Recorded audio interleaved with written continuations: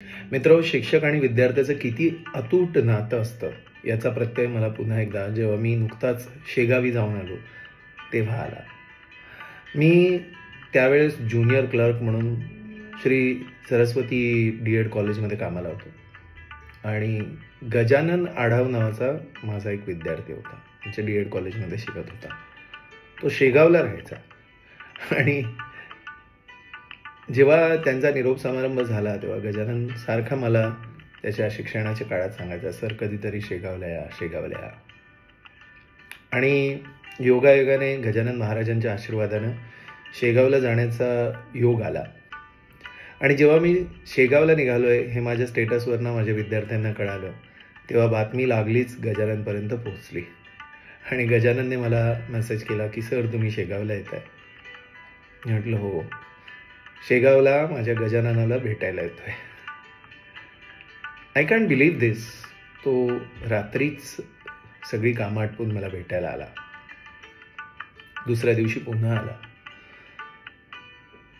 जेव्हा तो आला तेव्हा त्याच्या हातात फुलांचा एक बुके होता आणि त्याने पिशवीत सोबतीला सहकार्याबरोबर काहीतरी आणलं होतं.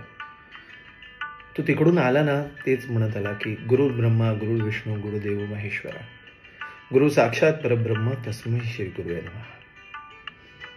तो आला, त्याला मी भेटलो, खूप छान गप्पा झाल्या. त्याने मला बुके दिला, शॉल आणि सन्मान करून माझा आणि भक्तीचा पुन्हा एकदा खूप नितांतपणे आदर सन्मान केला.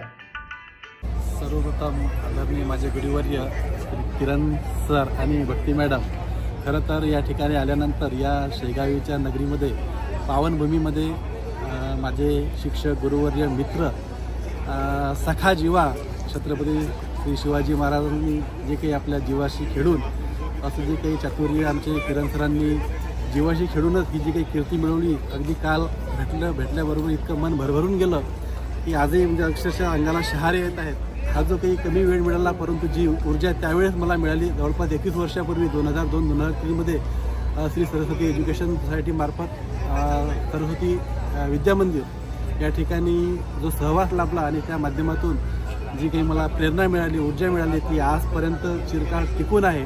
आणि खरोखर अशा प्रकारचे गुरुवर्य बंधुश्री आदरणीय ताईसाहेब मॅडम माझ्या जीवनामध्ये आलेत. आता भरभरून मी आनंद घेतला आणि अशाच प्रकारे ही शिदोरी माझ्यासोबत चिरकाळ शेवटपर्यंत राहील. आणि नक्कीच पुन्हा ज्यावेळेस तुम्ही वेळ काढून याल त्यावेळेस मी माझ्या परिवारासह तुम्हाला खूप पुरेपूर वेळ देऊन जी काही आणखी मला तुमच्याकडून एनर्जी मिळायची आहे ती मी प्राप्त करून घेईल. अशा तुमच्यासारखं तर मग तुम्ही खूप उत्कृष्ट गायक आहात, वादक आहात, त्याबरोबर अँकरिंग, सूत्रसंचालन, नियोजन आणि ॲडजस्टमेंट आणि अंडरस्टँडिंग ही जी काही आहे तर ती मला तुमच्याकडून तेव्हा पण मिळाली आणि तो जो आशेचा किरण आहे तो साक्षात तुमच्या नावाप्रमाणेच माझ्या आयुष्यामध्ये मी रुजवून घेण्याचा प्रयत्न करत आहे. धन्यवाद.